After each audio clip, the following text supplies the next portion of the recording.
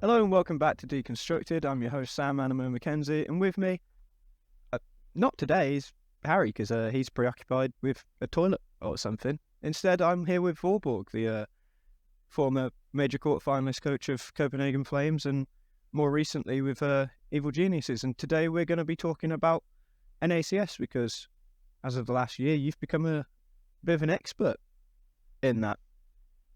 Yeah, I mean, I at least spent a lot of time in NACS, so yeah, I guess somewhat. Yeah, I mean, maybe, as you've said in interviews, it didn't go as well as you'd hope, but I think in the year to come, maybe you'll actually begin to see a bit more of the positive impact you actually had, especially with Hex now stepping back into the lineup. So I feel like that's probably a good place to start with EG. And I don't know, do you want to kick off by speaking about EG as an org and your time with them? Yeah, I can. I was there for, just shy of a year, because of the shift in when the player break is. I think the first season I was there, the first like 4 months or however long it was before the first winter break, I think that period went fine. I think we won the games that we were supposed to win. We beat all the NA teams online. We went to the RMR, or we went to the ESL Pro League, beat Movistar, Eternal Fire, those kind of teams which I feel like we should be beating. And then we lost to all the teams that we quote unquote shouldn't be beating in like Cloud9, Furia, so on and so forth. We qualified for the major. I would say at the major we lost one game, and that was the only game in the season we lost that we shouldn't have lost to 9C.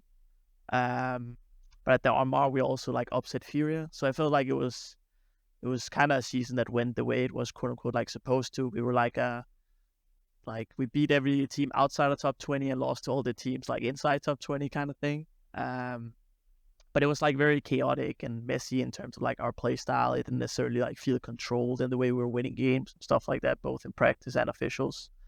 So we spent a lot of time in the off season revamping our style of play, especially on the T side, I would say, and went into the off season like the preseason boot camp, stuff like that, and it felt like really good, really nice, controlled in the way we were winning practices and scrims. But I think it was a style that was very like Neela was like too used to it. So even though we just like called it just to call in practice and it worked out well, I think when the heat was on, when the pressure was on, he like defaulted back to his more like the things that he was comfortable calling, but we weren't really comfortable with doing that as a team.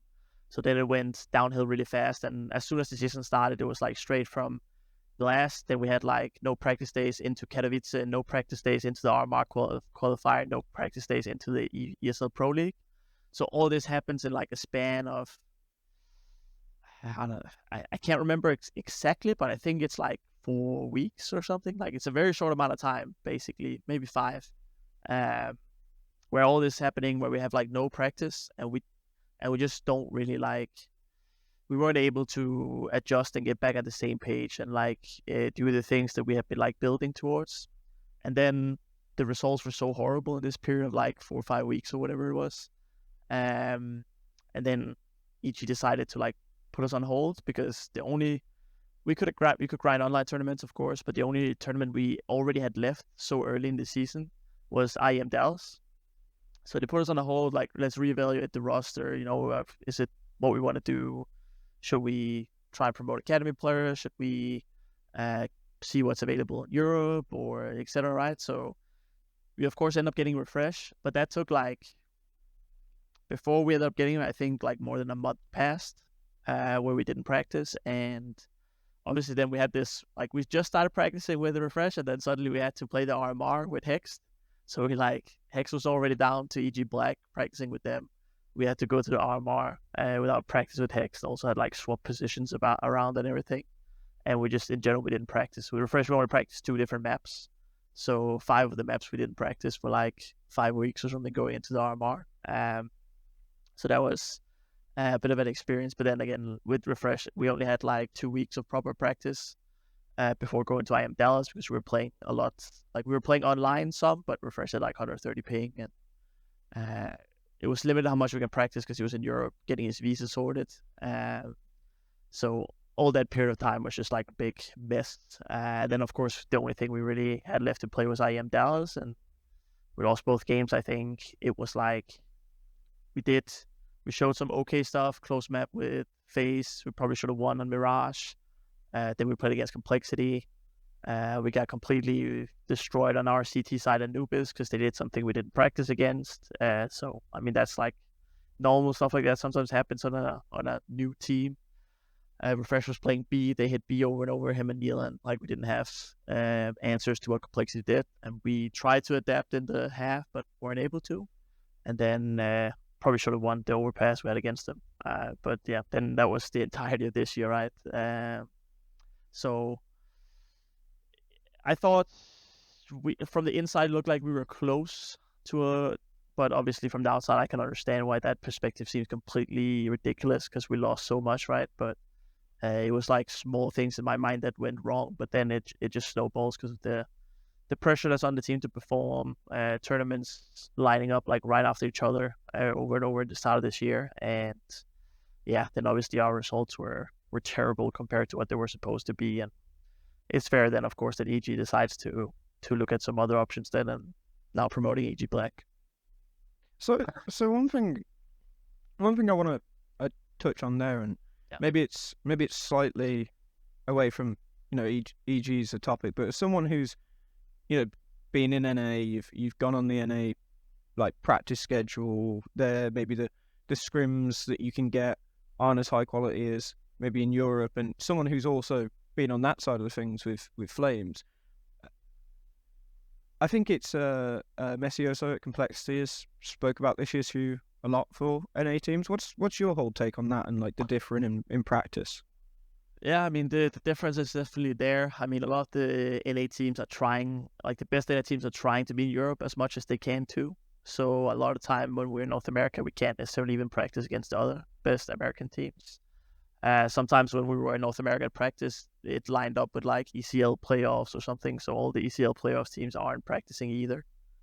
So I mean, like we were even sometimes practicing against ESEA advanced teams when we were in North America, just because we couldn't find any better. And I would say even when we're in Europe, we don't practice against ESEA advanced teams from Europe because we can get way better practice. And I would also say that the European advanced teams are better than the North American advanced teams. So it's like it's almost like 30% of our practices is like ESEA main level in Europe. And sometimes, like I remember we played a nuke where the other team just like popped or rushed inside on nuke 12 out of 15 rounds or something. And we wanted to practice our rotations on CT, how do we react to this happening, that happening, or we spend like time thinking about all these things, talking about all these things, but then you face a team that just rushes inside every round, so that's kind of a waste of an hour. So the practice is definitely worse, just because like there's also a lot of teams that like are not full-time, so some of the even like the better teams, like the ECL teams that we want to be practicing against, they aren't necessarily full-time. Even the teams that are full-time, they start their practices late because they want to try and practice against the teams that aren't full-time. So you can also just only like start very late in the day, which also I would say limits like I think it's preferable to start early. When we're in Europe, we start our practice day at like 10 a.m. and then we're done at maybe like 6 p.m. or something on like a quote-unquote normal practice day.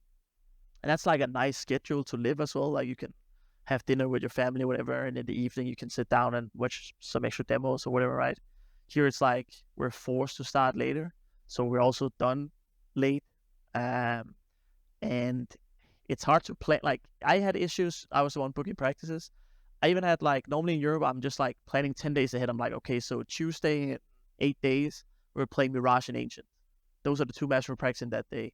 Here I couldn't even guarantee what maps we're playing like 24 hours later, just because it's so hard to get pracs. And also if you want specific maps, which like you don't want to be practicing 4 different maps in a day, because that's like you have to talk about it, or like 4 different maps, then like what are the goals for the practice, what are we trying to improve on these maps?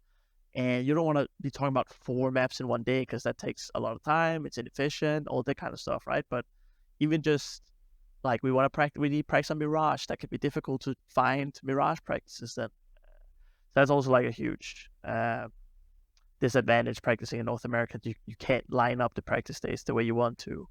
I had to tell the players, hey, tomorrow be available from this start time till this end time. I have no idea what the practice day is going to look like. I don't know who's going to practice against us when, what map.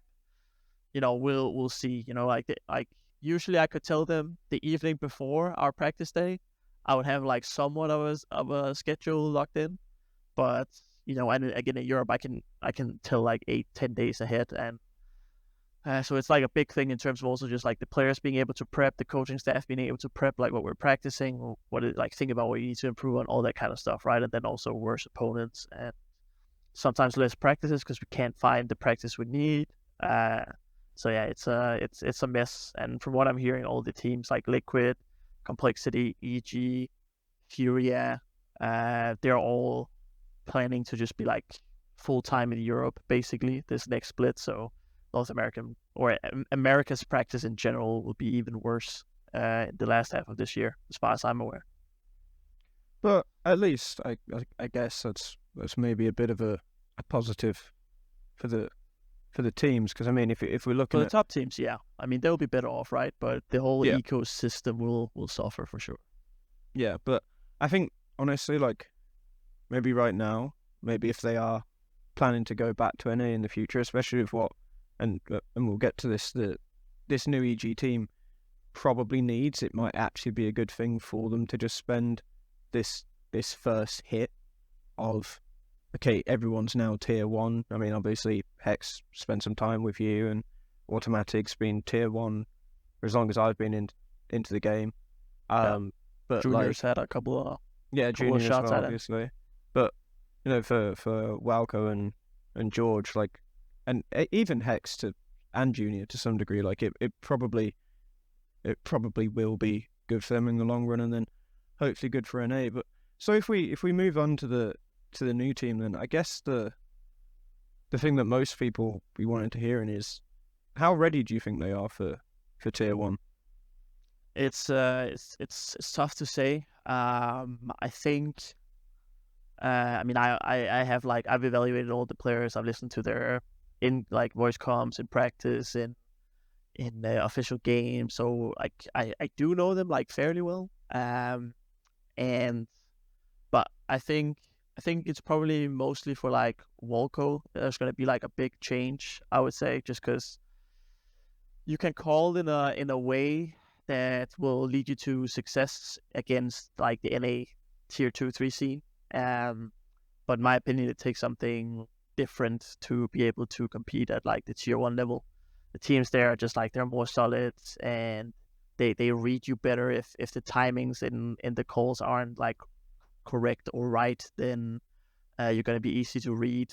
I had like a little feedback session with Walco at some point too, where I was like, hey, I feel like like you make noise towards A here, and then you end up going B, but before you go B, there's like it takes like 35 seconds without noise on A, and then you hit B, where that's the most like readable timing to hit B. So usually you want to like, if you make noise A and the player has to hit B, you want to already like know. So you want to hit B within like 15 seconds of making noise. So you already need to be in this like fluent transitioning, or you need to wait like 50 seconds or something, because now the CTs are starting to like second guess what's going on or whatever, right? But if you like make noise on A and then nothing, then most CTTs will be communicating, okay, quiet on A again, be careful B, could be B, right? But then if enough time passes, then they're like, well, there's not noise B either. Like there's just not noise anywhere now. So it's like, then it can be tricky to figure out what's going on. But there are like these certain timings with like how you make noise and when you take map control and all that kind of stuff, where I think they need to be a little sharper, but something Walker was aware of. It's something, I mean, Automatic knows 100%. Damian Malik, who is also helping the team out more now. I mean, he's also, like he knows all this. So they also do have these like more experienced pieces that are vocal people that can hopefully help them make these like, because it's not a big adjustment. This is like a small adjustment. And I have faith that they can hopefully like just like shore up these small things, right? That you can get away with in NA tier 2-3, but that's going to be hard to get away with if you move into tier 1. But I think, I mean, Hick's been there before. Hopefully soaked in a lot of knowledge while he was on the team. But I talked about this a little bit before as well, where it can be hard to be a rookie going to tier 1. You usually get like a lot of criticism from your team, not like necessarily a negative way, but you just have a lot to learn, right? So you get a lot of feedback, and incorporating all that feedback while keeping like a high confidence level can be tough. And also just like you get so much information at once, so you need to like implement it all in your game at once can be difficult. So now he's had a little bit of time in tier 2, building up his confidence, like being able to like use all the knowledge he soaked up playing tier 1. I think the same can probably be said for junior as well. So hopefully now at like their second go, or maybe for junior the third go, but hopefully they can like really prove themselves. And like in the CS scene, you've seen that happen over and over again. The people get one shot, doesn't quite work out. They get some time to like use all they've learned, then they get their second shot, and that's like where they break through. So I'm hoping to see that out of like Hickston and Junior. Do you think the the pressure for Junior is maybe a lot higher because this is now his third chance? And I think, and not to sound like I'm bashing on someone, because I don't want to do that, but I think one of the things from watching the last EG lineup was it always felt like there maybe wasn't enough effect being felt from the AWP across the map. Do you think that that just means there's a lot more pressure on Junior? In some senses there is like pressure, because it is probably his time to show up, right? But at the same time, I feel like he's been put in a better position to succeed somewhat here, because like I think the other chances he's had has been, I think he's felt less at home, so to speak, in the teams that he's been in previously. Kind of been slotted in as like the last guy, and I don't necessarily always think he's had the amount of support he needs as a player from like the teammates around him and the faith in him. And now he's had a period of time now in EG Black where he had time to settle in, he had time to get comfortable with the other guys. There was like too much pressure, and he's been doing great. So now he's in a team now that has full confidence in him. He's allowed to do whatever he wants because he's been successful doing whatever he wants. He knows he has that trust from his teammates. He doesn't have to like earn it. So all those like things I feel like can be a very good thing for him, that he's already feeling like comfortable in his own skin with his teammates, all that kind of stuff. So hopefully that gives him the confidence, because from what I can tell, and obviously I haven't worked that close with him and I haven't like spent a ton of time with him, but just, I mean, obviously we considered moving him up even when I was on EG, so I've talked to people around him and seen him play and again listened to voice comps and stuff like that, right? And I feel like he needs a good environment around him, and I think it's been healthy for the entire team to have this period of time where the pressure was less and they've like seen success together. So that gives some like, everyone has like confidence in each other going into the tier 1 tournament. So hopefully that can set him up for success. So there's a last couple of points on this EG roster then. So it's Rush that's stepping out of the team and Automatic that's stepping into it, or rather everyone else is stepping into Automatic's team. How from what you know of the players, do the roles work out there? Because obviously Rush and Automatic are very, very different players. Yeah, I definitely think there's going to be, or like I know there's going to be a rotation of spots. Automatic won't just like plug and play Rush's spots.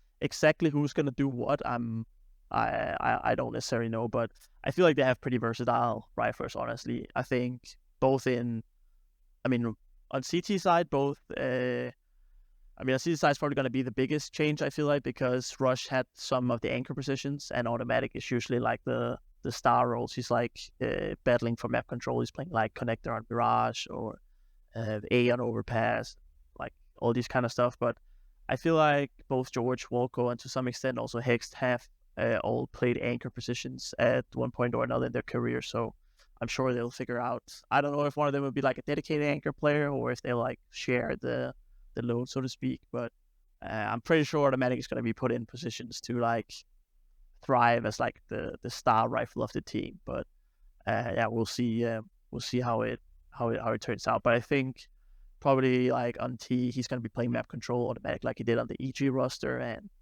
Hext, when he was with us towards the end on the EG roster, he was playing Lurk. So I'd imagine he's probably going to go back into his Lurk positions that Rush had some of, and then probably George filling in on the other positions.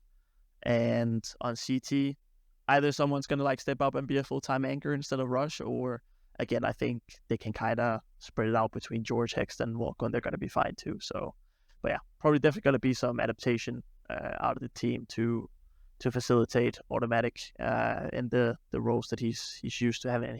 And I think he was the one piece that was able to like shine almost all throughout the period of time I was in EG. So I think it also makes sense to make sure that he's in his comfortable positions. Yeah, so like with that in mind, and obviously what we're saying about all these guys stepping up from tier 2 NA, which is going back to our earlier points, maybe the equivalent of like tier 3 in EU. Yeah. From the outside perspective, because obviously there's been a lot of issues with like Cassard and his little ramblings about EG. Yeah. From the outside perspective, then, not of the org, not of the team, of fans and of analysts and people like that, like, is the most important thing just to give this team time to allow them to grow in a way that complexity have over the last 18 months?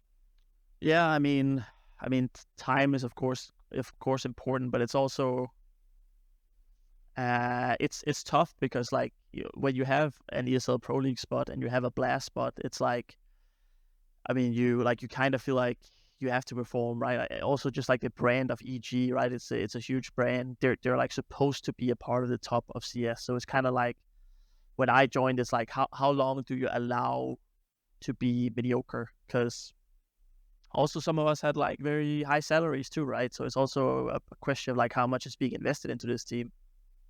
Like, of course, with like Bree signed, Cirque signed, Automatic signed, all like big names. I also came like straight from the quarterfinals of the major after I joined. So, some of us both expected to do very well, and with that comes also expectations of like higher salaries and all that kind of stuff, right? So, of course, we also had some rookies that probably didn't have the same salary requirements, but like when you pay all this money to be in franchise leagues and you're playing all the best tournaments, and there's also these like clauses in some of these franchise leagues with like you have to perform in a certain way to like stay in the franchise slot, and like the franchise slots are worth a lot. So it's like how okay are you to like not perform? Both again because it's a brand, the franchise, like all these things coming together, the salaries you're paying, all that kind of stuff, right? So it's tough in the position EG is to like build something over time. That was a constant question that EG needs to ask themselves, and was kind of asked of the people in the roster too when I was there. I think with EG though making the decision in the end to promote the academy roster, they have kind of like they have to buy into giving them time, because you can't promote an academy roster and expect them to be great from day one. So I think EG has decided that they're probably also lowering their costs, right, with promoting the academy players versus like, it was like reported that they were looking at like tier 1 talents. I think everyone can understand that if you're trying to like get whoever a proven tier 1 player, they're probably more expensive than promoting George or Wolco or something like that, right? So they've invested less from day one, which also, again, less pressure on the project, because if you invest less money, you also expect less return. So I think like they have to give them time. This move doesn't make sense if you're not intending on giving them time. That's just the way it works if you promote like young, inexperienced players, right? So, and I also think that the community will give them more time now, because again, you're promoting an academy team, analysts, fans, everyone is like kind of will understand that, hey, we don't expect these guys to win tomorrow. But again, if you have Breeze, Cirque, Automatic, whatever, like you're supposed to be winning from day one. So yeah, I think it's definitely going to be different in terms of the entire pressure, and also both from within the team and the organization, but also from the outside moving forward. Yeah, and I said to you before we started recording, like I wrote an article about him. I said like this is, if you're a fan of NACS, this is probably the biggest reason to be excited for NACS right now. I mean, like, yeah, sure, Alesia's gone to complexity, and that's big, and we'll get to that. But like, when the Blueprint project was announced, it was something that maybe a lot of people laughed at. They didn't take seriously. There was some names on there who'd been floating around for a while. It's like, okay, are you really gonna push these guys? But these are the guys that, when the Blueprint project was stripped back slightly, these are guys that were kept around, and now they're on the main team. It's like, yeah, like, you're asking for a new batch of NA players. Here they are, right? Like, get behind them. Don't give them a load of shit if they can't fucking beat Heroic. If they can't beat Vitality, they're not meant to yet. But like, how many times has Complexity done that? Like, no one gives Complexity shit, and I'm not saying Complexity deserves shit, but you just got to give them time. So I think let's move on to Complexity, right? We'll stay on the highs before we talk about the potential lows of losing Liquid. So obviously Alesia's gone into Complexity, arguably the greatest NA player of all time, at least in global offensive. I think maybe Twist is the only other candidate. Yeah. Although, got to shout out the boy Naf. Yeah. How big do you think Alicia going to Complexity is for them? I think it was a no-brainer for Complexity to make this move. I think as soon as that became an option for them, I don't think they had to like think twice. Obviously, like a great player, maybe coming off of one of his worst years. But again, the only reason why people talk about like Elish having a bad year is just because, again, like his usual standard has been so high, right? And it's still not like he's been like falling through or anything like that. And he's still only 25, even though he's been in the scene for like ages and ages, right? So I think it was a no-brainer for Complexity. The way I see Complexity is that they have a style, they're comfortable with the style, they have players that can like pop off, but so they make upsets as well. They beat once in a while, they beat like the big teams, but we don't really see them like consistently be like a challenger, I would say, right? Like they're still in like the lower echelons of like tier 1 play, top tier 2, whatever, like depends how you do tier 1, tier 2, etc., right? So I think Elish could be the missing piece that can like give them some more ideas about how to actually become like a real tier 1 team and a real tier 1 contender, because to me at least, Complexity hasn't really broken into that yet in terms of like their level of play. Of course, they have made some like good results, made ESL Pro League playoffs and like stuff like that, but to me at least, they're like inconsistent when it comes to challenging the tier 1 teams. So Elish could maybe be the guy that can like push them towards that, but I also think there are some worries in terms of like Elish is used to one way of doing things, and he's been in Liquid for ages and played with a lot of some of them have like come and gone, but he's played with a lot of the same players, so he's probably used to like one way of doing things. So if that can be like integrated with Complexity, obviously that's going to be like the hurdle they need to figure out. Either Elish being able to like try to be somewhat of a blank slate and just like take in the Complexity way and just like adjusting small things, or Complexity be like, yo, Elish, like teach us how to be that tier 1 team, like show us like what was it that Liquid did that we haven't been doing, and them adopting that way. They have to figure out the right mixture of those two things, and that is of course a hurdle they need to get past, and it's going to be exciting to see what recipe they choose and like how they succeed with that. But I mean, regardless, I only think this can be a good thing for Complexity, but how good of a thing it's going to be all depends on like how they adapt to each other. And I do think that like period can be rough, and there could maybe be like some butting heads, etc.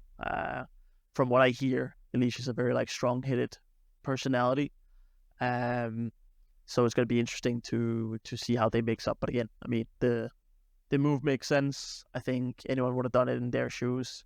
I only think it can be a net positive, but if it's going to be a small net positive or a huge one is yet to be seen, of course.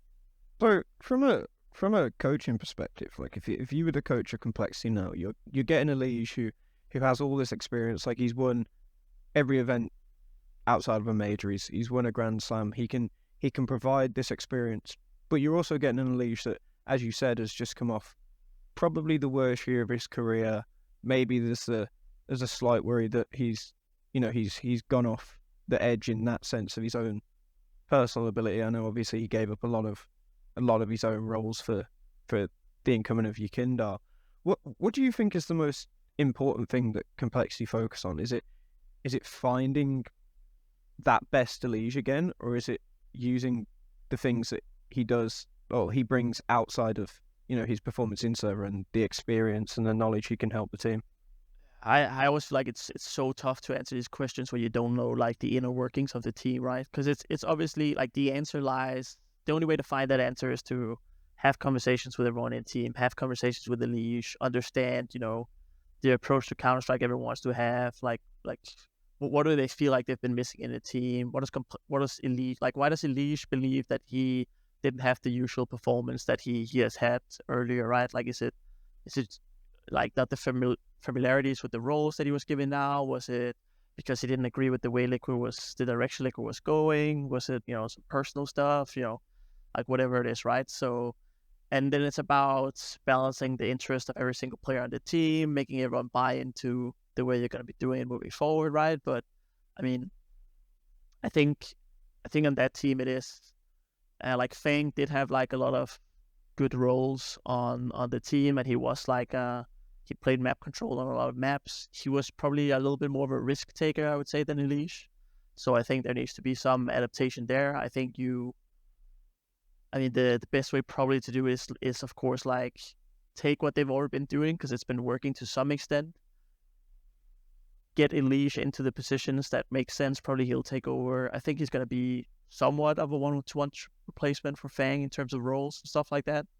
Let him, of course, like do the things that he likes to be doing in those roles. Adapt that to the playstyle you already have, right? And try to elevate Elise back to the level that he can have. And I think also just like the playstyle that he has compared to Fang's is a little more consistent in my mind. And I think consistency is some of the stuff that Complexity has been lacking in the way they're playing. I feel like they're a little dependent on like Fang popping off, Holzek popping off, Rim popping off, where I feel like the style that Elise can bring can maybe be something a little bit more reliant. And I think that's what Complexity is missing in their play. So if they can adopt that a little more calculated, consistent, reliant way of doing things to what they've already been doing, then I think that sounds like a good recipe in my ears. But again, this is sort of like speculation again, right? Because I don't know the inner workings of the team. I don't know the inner workings of what they believe have been happening and what Elise thinks has been happening in his career. And all these things are key to exactly what the right recipe for them moving forward is going to be. So I think if you ask any Complexity player tomorrow, they'll probably tell you like, oh yeah, by the end of the year we'd like to be a consistent top 10 team. I'm pretty sure they broke top 10 maybe around Katowice very early on in the year. Since then, probably they had a week in top 10. Yeah. I think. Yeah. Since then, they've probably been bouncing between maybe top 20 to 10, somewhere in that thing. They dropped all the way down to 25 before making the Elise. They're 22 right now. Shit. Okay. Where do you think, like, if Elise can't push them into that top 10, with them having a season in Europe, if we're hoping that's what they're going to do, stay there the whole time, like, where do you think you look then if you're Complexity? Because if Harry was here, he'd be talking about how at Katowice, they looked like they were pushing ahead, but if you look deeper, actually it was a lot of clutches from Holzek, and that's maybe unsustainable as play. And then he'd allude that to FaZe and Brokey winning all those clutches when they were dominant. Like, where do you look? Because I mean, JT's been with the same group of players for a while that never really pushed past that level. Is it a leadership issue? Is it maybe not having enough from the AWP? What do you think?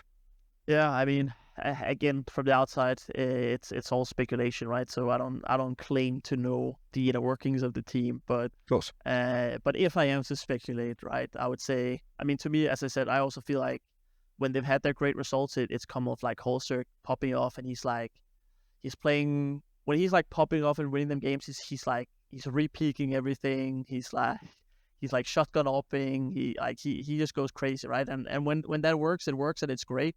But again, it's like, can that be replicated over and over and over again? And the answer to that question, I feel like, has been a no. Sometimes it's Grim completely popping off. He had that series against. He also had that run. I can't remember if that was ESL Pro League or what it was, where he was like destroying G2. Yeah, I think it was. He was popping off. But again, can that be replicated time and time again, right? And I feel like they need more of a solid base.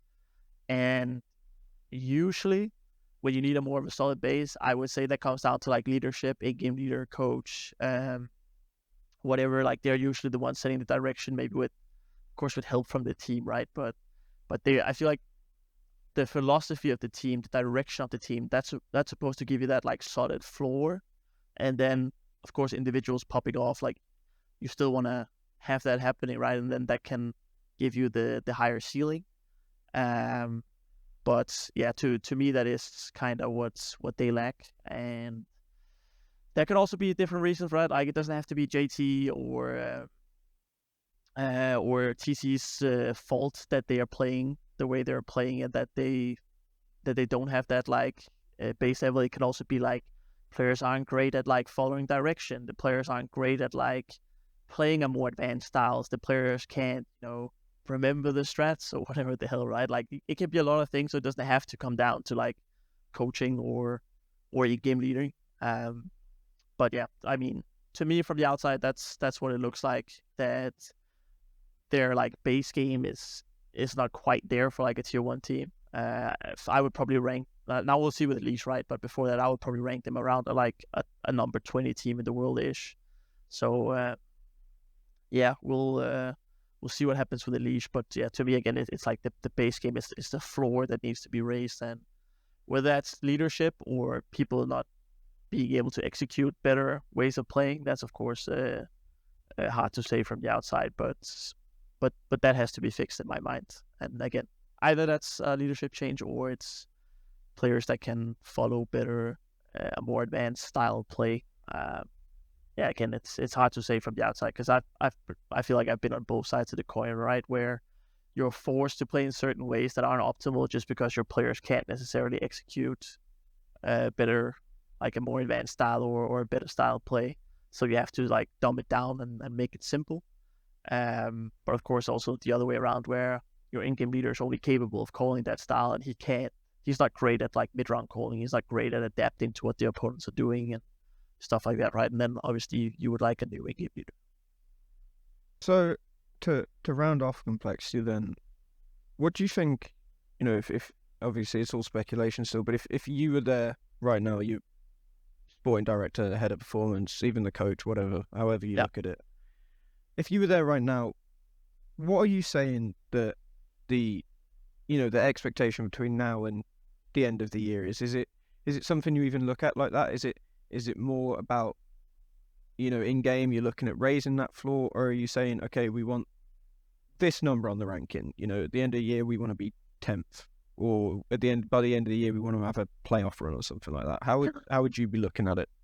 Yeah, I never like to put rankings or tournament results or anything like that. Obviously, you always have like somewhat goals, and like you want to, of course, make the next major. You want to like all that stuff, right? But it's so much more important to just like focus on the day to day, and just make sure you improve every day, right? And obviously, you need to talk about in a team what are the things that we need to improve. Is it map pool? Is it we need to have a more flushed out like philosophy, so everyone knows what it is we're trying to do when we play the game. We need better communication. We need a different kind of strat book. We need a different way of calling. We need whatever it is, right? You need to figure that out, and then that's what you're working on, and then constantly evaluating, are we moving towards that goal? Then if you feel like you achieve the goal, then you add new goals. It's just because at the end of the day, right, results are only just a result of the process you're going through every single day and the work you're putting every day. So focus on making sure that's great, then top whatever is gonna follow, results are gonna follow, all that stuff will follow, right? So also I just believe that if all you're talking about is like, oh, we have to be top 10, we have to make playoffs in this tournament, then that also just builds up a ton of pressure on the roster. So then when you make, like, if all you talk about is like, we have to make the next major, we have to make the next major, then when you go to that RMR, I mean, the players are going to be on edge the entire time because you've just been like, if we don't make this major, then the last 6 months are all for nothing, you know, like, then we wasted our time because that's the only goal we've had.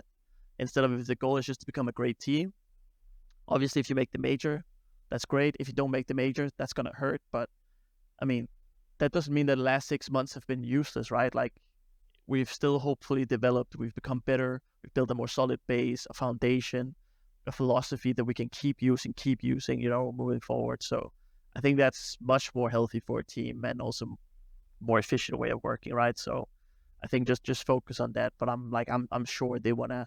Also, a guy like, you know, like Elish doesn't want to be number 20 in the world, right? Like he's used to being top 10 all the time. So I'm sure they have like big ambitions. And you can also talk about these things like, what is I call that like the stretch goal. What is it that we're aiming for like down the line? We don't have to like have a date or anything, but like what is the ambition? What are we dreaming about achieving, right? And then that can be something that when you wake up in the morning, you don't really feel like practicing, like you close your eyes, you dream of like lifting the major trophy, right? That can give you a little motivation for the day, right? But so yeah, I'm sure they have dreams and hopes of at first like proving they're top 15 for sure, consistently all the time. They make playoffs like every other time or something like that, right? But yeah, I hope they just focus on the process, the short term, the goals, because yeah, that's more efficient in my opinion. So I'll ask one final question about complexity because you know you mentioned pressure and it'll work as a good segue into Liquid as well. So I did an interview with Grim last week or so, and I said to him then, I was like, you know, now Liquid are gone, you guys, you know, by default you are the number one NA team. Like, what do you think that, you know, I said to him, what's that do for like motivation and what's that do for pressure? Because obviously now there's, you know, you are the region's main team, you've got pressure to succeed there, but like, does it affect motivation? Because like, maybe is there an aspect of it that feels like you didn't earn that spot where you would have wanted to earn that spot? And yeah, he didn't say much about that second part apart from the fact that it feels good to be in the position. But what he did say was that it gives them more, you know, motivation to succeed or motivation to do better, because now, you know, that entire region is going to be behind them. It doesn't have the Liquid there. It doesn't have, in years ago, Cloud9 there. Like, how do you think from a coaching standpoint, how does something like that affect teams? Because obviously with Copenhagen Flames, maybe in an instant with what would it have been, Stockholm, that the expectation went up quite a lot. Like, how does instant changing of expectations and pressure affect players? Yeah, I mean, it's definitely a real thing, and I think it's important to like manage. If I was in complexity, I don't think I would put any thought into it. Like I wouldn't talk about like, hey, we're North America's team right now, we're North America's hope, because to me that's a lot of pressure. And honestly, that's if they don't reach top 10 in the world, then honestly that's only a negative thing to have on you, because that's a negative thing for North America as a whole if they don't have a top 10 team. And I feel like that's just like too much to swallow right now for complexity to like say we have to be top 10, otherwise, you know, we're a failure kind of thing. And I feel like the fans, like if the fans won't like really adopt them and be like super happy about it unless they are like top 10 in the world or they make playoff runs or whatever, right? Like the fans will still support them. I'm not saying that like the NA fans will hate them, but don't lean too much into like try to brand yourself as like North America's hope or North America's team or whatever, right? Because at least, I mean, like the marketing department can do whatever they want, right? But I don't think the team should necessarily buy into that frame of mind. I think like just focus on whatever you're doing And then if it starts going well, you will feel the support from like everyone in North America, right? Same in Copenhagen Flames, when we started to do better and better. The support we got was insane, and like there's a lot of people that, because at the Stockholm Major in the challenger stage, we beat both Astralis and Heroic. So then people were like, "Oh, the best team in Denmark," and whatever stuff like that, right? And obviously that's like fun, and it's like we enjoyed getting that support, but like we constantly just like brought it back to like all this stuff doesn't matter at all. The only thing that matters is like the way we play, the way we practice. We need to like stay to the way we like to play Counter-Strike. It was always like brought back to like, what are we focusing on? What is it that we're doing that makes us successful? What weaknesses do we still have? How can we fix those? It's just like constantly just like stay in tune with what's working, what's not working, and just like that's the core of everything. That's gonna make you perform again. It's not gonna be how many fans are rooting for you, how many fans hate you, how many, like all that stuff is just like noise. And it's like you can have fun with it, and you can like troll around on Twitter or whatever you want to do, right? And both when people hate you and when they love you. You can play around in the arena, whatever, if you find that amusing. But to me, that's the only thing that matters, is like the people in the team, coaching staff, the players. Like what is our perception of how we're doing? Like what does that matter? For example, I remember we were giving interviews when we made it through the challenger stage at the Stockholm Major, the first major we were at, and we were doing like live interviews on Danish TV, and they were asking us like if we were celebrating, are we going out for beers? Are we, like it must feel so amazing? And we were like, yeah, I mean, of course we were happy, but as soon as the interview was done, I remember Huxi or me gave the interview, I can't remember, but we were sitting next to each other, and the other guy that didn't give the interview was just like they're acting like this was like we won the tournament, like we have a game in 3, like this was just like one game, it's on to the next one, like we're practicing tonight, we're practicing tomorrow, we're like, you're constantly in it, right? So even when people like hyping you up and stuff like that, it's just, you always just need to get back to what's working, what's not working, what are we practicing, what do we need to, we have 3 practice days, what are we trying to improve before the next game, and that's what matters, and that's what you need to keep your focus on all the time. All the other stuff is just noise, and it can be fun, but at the end of the day, it's noise, and you need to focus on what matters. So let's talk about the departing team then. Obviously, Liquid. I don't think there's many Counter-Strike fans now that will have experienced a Counter-Strike without Liquid being within the top NA teams. I certainly haven't, so it's very new for me. I mean, even Cloud9 going years ago was quite different for me. How much of a loss is it to the NA scene now? Like, Cloud9 was a loss, but with Liquid as well, who is really their most successful team in Global Offensive, minus Cloud9's major, like, how big of a loss is that to the region? It's definitely a big loss. I think mostly, honestly, because they take away a major spot with them. Because now the Americas as a whole will only have 4 slots, and that changes the entire RMR as well.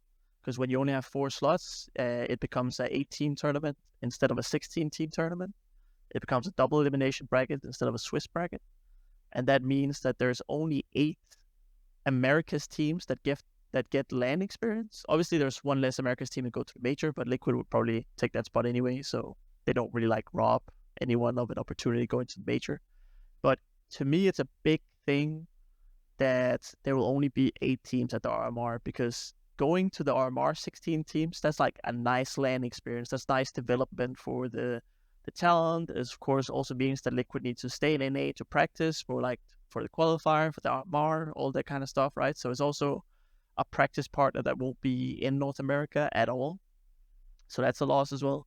It can be a loss for like the self-understanding for like the fans. It might be a loss as well, right? That they have less teams to support, teams that don't do as well, all that kind of stuff. Although I'm pretty sure some of the NA fans will still be supporting Liquid even if they only have 2 North American players now. I still think they're like somewhat North American, but to me, it's like the loss of a practice partner. It's the loss of the 16-team RMR, because to me that hurts the ecosystem. That hurts the development of new talent, and that hurts, just like more teams getting exposure, getting LAN experience, getting practice partners, and then the America scene new players to come up, right? Like every single scene needs new players to come up. Every scene needs people that are being developed, and this is severely hurting the development in the American scene, together with also complexity, e.g., looking to stay in Europe as much as possible. Yeah, that's just tough. So yeah, I think it's a very big loss. So I don't know how much experience you have, maybe in practice or just analyzing games in general of Rainmaker and Patsy. But what do you think about the new team? Because I saw a graph. Maybe it was Harry's, maybe it was someone else's. But like, it is kind of crazy how this new team, Patsy and Yakinda, are like the two most aggressive players in the world, and then Rainmaker and Naf are two of the most passive players in the world. Like, do you think that much of a drastic difference can even work? Yeah, I mean, I think that like balances it out. I mean, you don't want like 5 super aggressive players on one team. Like everyone can't be running it down at the same time. So, I mean, I guess they could, but that would be very inconsistent. So, I'm a big fan of Patsy. I think he's a really strong player, but it will be interesting to see on T, because usually the in-game leader is like playing in the map control, and usually you have like that. Well, Patsy also, that's the spots he's used to playing. He's also like playing map control with the IGL. So usually there becomes this bond between and it's different from team to team, but either you have like the map control player that plays together with the IGL, either you have like the IGL jumping around, creating space, and then you have the star player running around behind him trading or whatever, And you see this with in-game leaders like Hooksy will do that, Kerrigan will do that, Hampus will do that, where they're like the primary space taker, and then they have someone kind of like trading them or whatever, the big star rifle. And then you have the other way around, where it's like the star rifle, he likes to be aggressive, he likes to be the one doing the moves, and usually the IGL is like just like throwing smokes, flashes, or whatever for him, and then the IGL is a little bit at the back, is the trader, but they're like setting up their star player to do well. And both Yekindar and Patsy are used to being the guy that is being set up and is the primary aggressor in the beginning. So one of them will probably have to take a step back. And that's going to be interesting to both see who's going to be the one that takes a step back and how do they perform in that type of role. You can't have both Patsy and Yekindar running up and on Inferno every single round. You can't have both of them like taking crazy chances on overpass A, like making plays and taking timings and stuff like that, right? So one of them will need to adapt. It's going to be interesting to see who, and then of course how is their performance going to be in that similar role moving forward. But then I mean it's good to have some more passive guys, because again, not everyone can be supported every single round. Not everyone can be the guy that's like going for entries. So yeah, it's going to be interesting to see how they do that. But I mean, to me, it makes sense to have some that are on most teams. If you analyze most teams, I remember we had Peter as a coach for a small period of time, Cobain Flames, and part of his like anti-strat when he looked at the team was also like letting our team know who are the ones that are like allowed to make plays, like who are the ones that are taking risks, who are the ones that are taking timings, and what positions do they have on the map, because then we would be a little extra aware of them trying to walk through a smoke or just like walk dry somewhere, right? And if you play against Yekindar, then you know that whatever position Yekindar is in, he's going to try and make plays. And I think that's going to be the same on Liquid, that Patsy and Yekindar are going to be making plays. It'll be interesting to see because one thing they could do is also that they could put Patsy on the opposite side of the map from Yekindar, and then Patsy's making a play on one side of the map, and Yekindar on the other. That is something they could try and do, but usually NAF has been playing a lot of the lurk positions, and they've been mostly aggressive in like map control, and then the lurks are a little bit more passive. So yeah, I mean, they could also put Patsy opposite to Yekindar on the T side, and they can take turns being aggressive on each part of the map, but that will mean some adaptation from NAF as well. So it's gonna be, yeah, they do have some options, but it's gonna be interesting to see how they choose to line up, so to speak, especially on their T side, because again, Patsy and Yekindar are very similar players in my book. How hard of a job then do you think that Yekindar has? Because obviously, he's got Daps as well, but he's a new IGL. I mean, the major let's be fair, he was just IGLing the whole thing, regardless of whatever their narrative was about. Like, no, he's only doing a few maps. Like, he was doing the whole thing. Like, is it a very hard job that he'll probably be expected to still be putting up his numbers while also maybe having to build this system that might take some time to click? Yeah, I mean, it is a big job to be the IGL. It also depends on systems and the way you call and all that kind of stuff too, right? But I think, that's also why it's like interesting how they're gonna line up and who has like what roles and positions on T, because potentially Yekindao doesn't have to put up the same numbers he's been putting up for Liquid to win. Because if they just empower Patsy instead to be doing kind of what Yekindao has been doing for Liquid so far, then Yekindao doesn't have to do it. But I think it's gonna be like tough for him to like swallow that pill. Like the way I see Yekindar, like just talking to him at events and his interviews and stuff like that, I feel like there's not necessarily a bad thing, by the way, but I feel like he has a bit of an ego and he like sees himself as like a player. Like he likes to be in those positions. He likes to be aggressive. He likes to. Well, like, you have to have an ego to be a star, right? Like, yeah, you have to. So but I think it would be hard for him just to be like, I'm just like supporting now or whatever, right? I feel like he believes he's like a very smart player, and probably especially where he feels like he excels is like understanding how the other teams are fighting for map control and then abusing the gaps in the way that they're fighting for map control.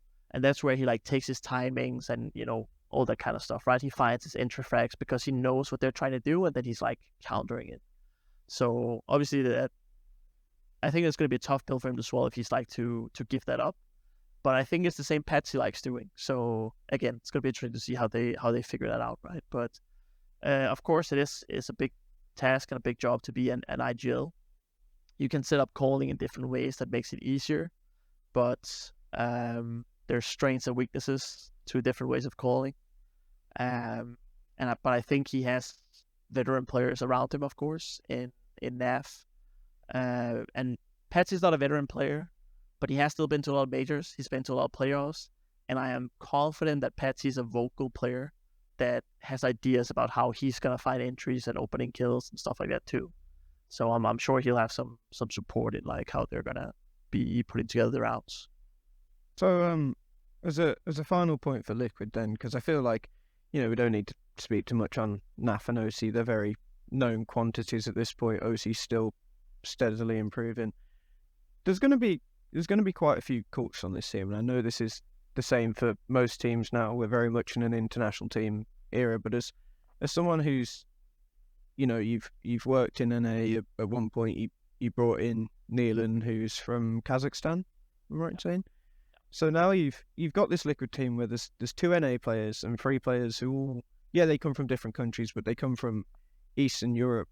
And I remember when Vitality had their free French course still, they had Masuta, Apex, Zyrun, and they brought in the 2 Danes. They spoke a lot about how they needed to bring someone else in from a different country when they brought in Spinks, because the culture clash was just, it was too much. And Optic had their old lineup with, I think it was Stanislaw and Shazam and Cajun B, Config, and whoever the hell the other one was.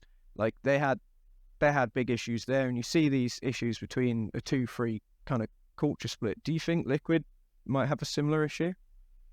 I wouldn't be too afraid of that. Also, just because Yekinda has already had, I don't know, like a year or something with the lineup, so I think they're like somewhat, or like hopefully he's like in tune already with the Liquid with NAF and OC, right? And I think he has some similarities maybe to Rainwaker and Patsy, but he's also the IGL, so his job is probably also going to be to like bridge that gap, because now he has like experience from both worlds, right? So he knows how the European guys or like the Eastern European guys kind of look at the game and the way they've been used to like grinding it out and calling and all that stuff, and he also knows how F and OC views the game and Dabs too. So it's probably going to be like him to bridge that gap a little bit. And I think over the past year, again, from interviews and talking to the guys a little bit, it has been like a big culture thing. And Yekinda's already changed a lot in Liquid, even when he came in with like 4 NA guys. He already like made them see things a little bit more in a European way. So they have kind of already like gone through this culture clash, I think. So I think that integration is gonna be a little easier.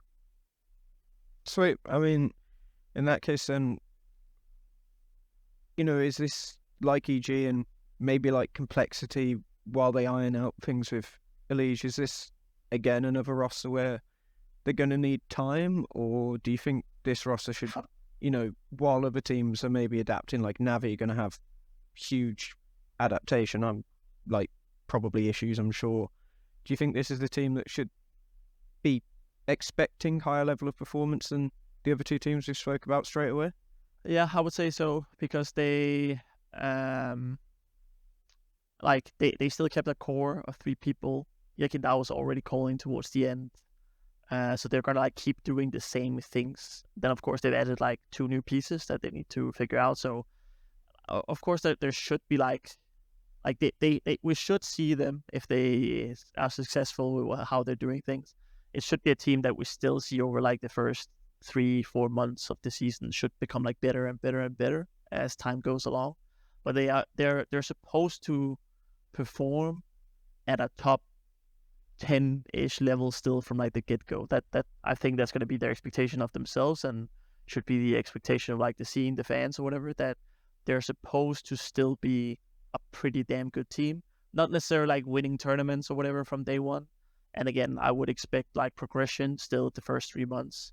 But with the players that they have, with the bits that they made, they still keep the guy that's been IGLing for the first few months. They still keep a core of 3 players plus the coach. So they can probably still just like continue what they were already working on.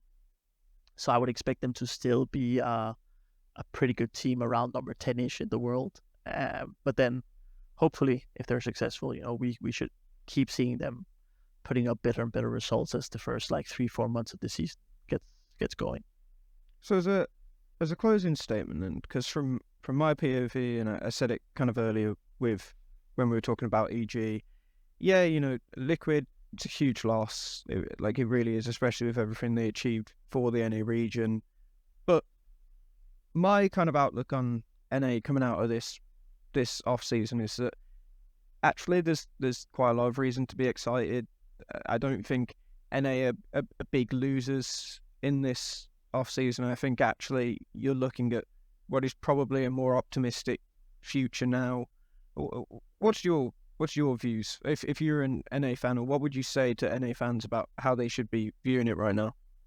I mean, I don't think the loss of Liquid, of course, is big, right? In terms, I mean, I do think NA is going to be a little worse off just because they lose a team that's been consistently top 10. I would count on Complexity being a consistent top 10 team. They could, if they're successful. I don't want to like write it off, but probably not happening. Maybe still like a change or 2 off, in my opinion. EG, I think it's more exciting for NA fans, to be rooting for EG. So I think that's like an exciting project to be rooting for.